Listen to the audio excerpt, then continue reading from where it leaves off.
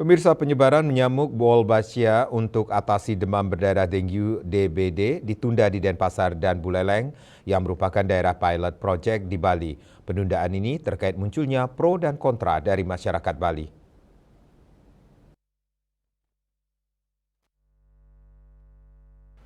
Terkait hal ini, penjabat PJ Gubernur Bali Sangmade Mahendra Jaya sepakat untuk menundanya. Dikutip dari kantor berita Antara, menurutnya metode penyebaran nyamuk Wolbachia untuk menekan DBD masih perlu sosialisasi dari Pemrakarsa sehingga semua masyarakat bisa menerima.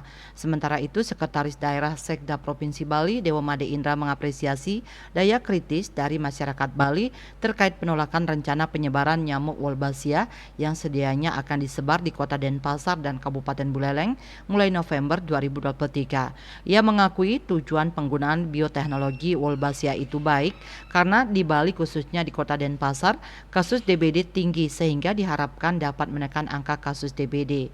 Oleh karena itu lanjutnya, ilmu pengetahuan yang akan menjawab dan pemerintah menyerahkan pada ilmu pengetahuan supaya tidak berdebat pada hal-hal yang sesungguhnya tidak dipahami secara ilmiah. Menurutnya, daya kritis masyarakat harus diapresiasi karena itu pertanyaan penting yang berkaitan dengan perlindungan masyarakat. KMB Bali Pos melaporkan.